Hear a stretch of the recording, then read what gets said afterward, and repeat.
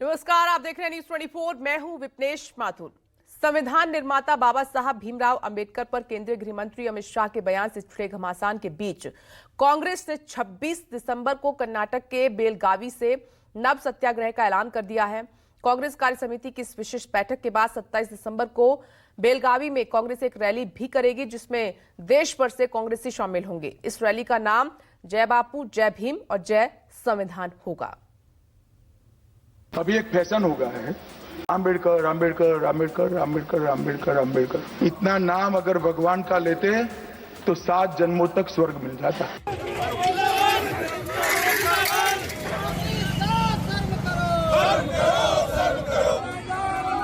अम्बेडकर जी के सम्मान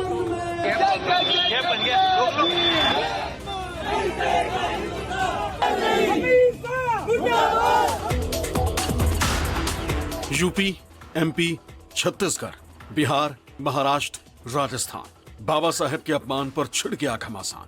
कहीं धरना, कहीं प्रदर्शन, कहीं पैदल मार्च। कांग्रेसियों ने तेज कर दी अमित शाह के इस्तीफे की मांग।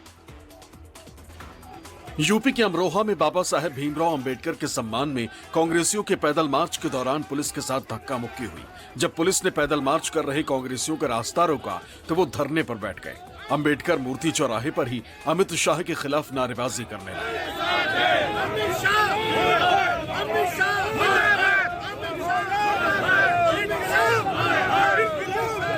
यूपी के मऊ में भी कांग्रेसियों का कारवां सड़क पर उतरा। सबने एक स्वर में अमित शाह का इस्तीफा मांगा।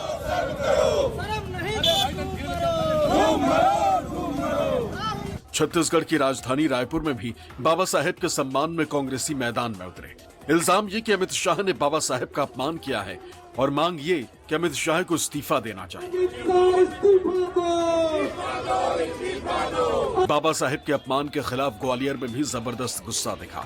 कांग्रेसियों ने पैदल मार्च के दौरान अमित शाह के इस्तीफे की मांग बुलंद की।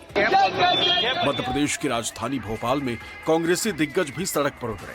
सूबे के कांग्रेस अध्यक्ष जीतू पटवारी की अगुवाई में हुए इस प्रदर्शन में पार्टी के दिग्गज दिग्विजय सिंह भी शामिल हुए।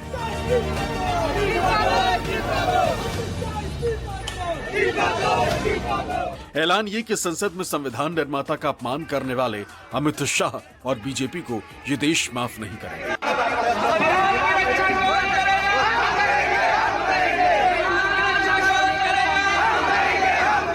राजस्थान में भी गुस्से का तूफान दिखा। जौहर में कांग्रेसियों की टोली बाबा साहेब के सम्मान में सड़कों पर उतरी। अमित शाह के इस्तीफे की मांग बुलंद की।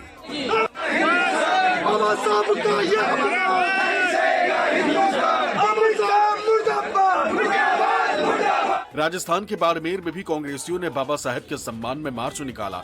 संदेश यही कि बाबा साहेब का अपमान बर्दाश्त नहीं किया जाएगा। बिहार के राजधानी पटना में भी कांग्रेसियों ने शक्ति प्रदर्शन किया। अंबेडकर के अपमान के खिलाफ नारेबाजी की। दावा ये कि अमित शाह को माफी मांगनी ही होगी। हम लोग शांतिपूर्वक मार्च निकाल रहे थे, इस्तीफे की मांग कर रहे हैं अमित शाह जी की, क्योंकि उन्होंने बाबा साहब का जिस भाषा में उन्होंने अपमान किया है, कांग्रेस पार्टी उनके इस्तीफे की मांग करती है और उनको देश की जनता से तुरंत माफी मांगनी चाहिए। बाबा साहेब भीमराव अंबेडकर के अपमान के मुद्दे पर चंडीगढ़ नगर निगम में भी जबरदस्त हंगामा हुआ। सत्ता पक्ष के पार्षद नॉमिनेटेड पार्षद अनिल मसीह को वोट चोर कहने लगे और पार्षदों के बीच धक्का मुक्की से हाथापाई तक की नौबत आ गई।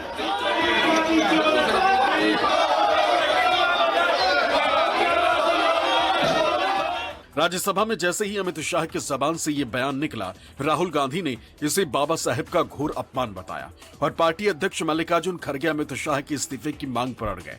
कांग्रेस ने अंबेडकर सम्मान सप्ताह के तहत कार्यकर्ताओं से सड़कों पर उतरने का आह्वान किया। 100 से ज्यादा शहरों में प्रेस कॉन्फ्रेंस का आह्वान भी कर दिया। हम मांग कर रहे हैं, हमारे अध्यक्ष जी ने मांग की थी राज्यसभा के अंदर,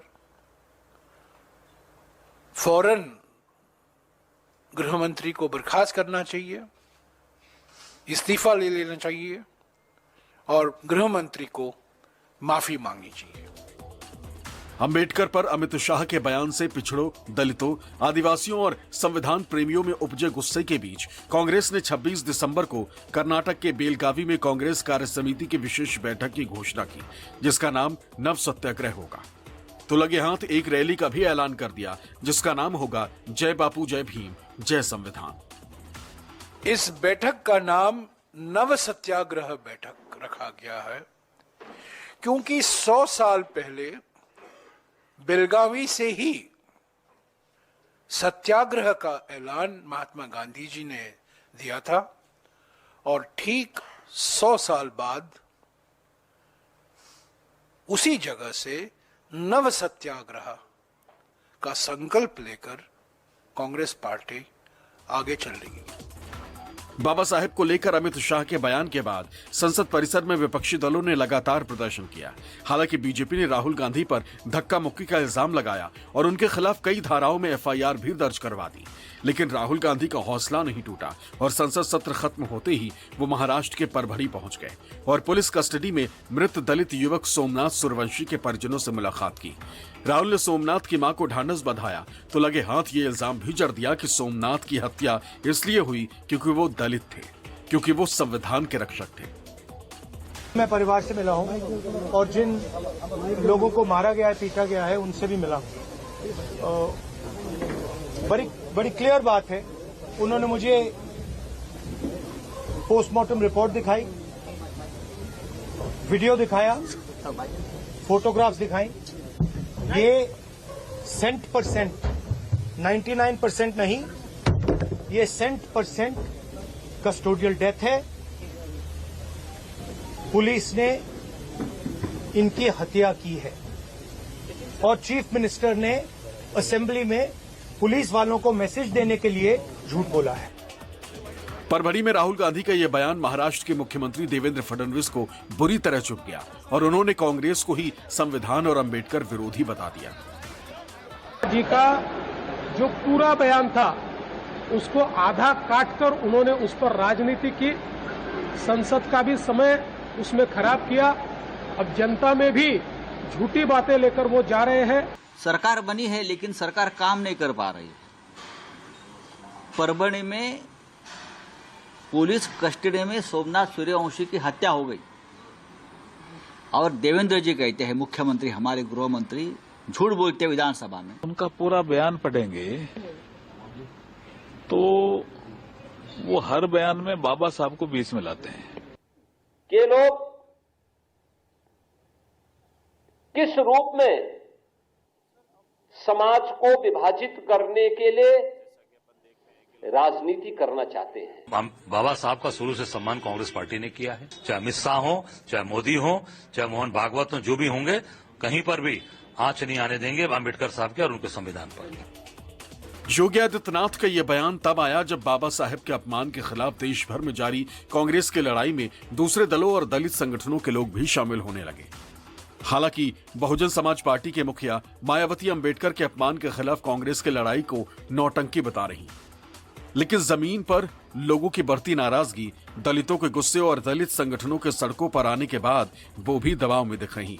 और यही वजह है कि अब बहुजन समाज पार्टी को भी सड़कों पर उतरना पड़ा है। लखनऊ से वाराणसी तक की इन तस्वीरों का संदेश यही है कि बाबा साहेब का अपमान ये देश कतई बर्दाश्त नहीं करेगा और इस लड़ाई को अंजाम तक पहुंचाकर ही रहेगा। Bureau report, news 24।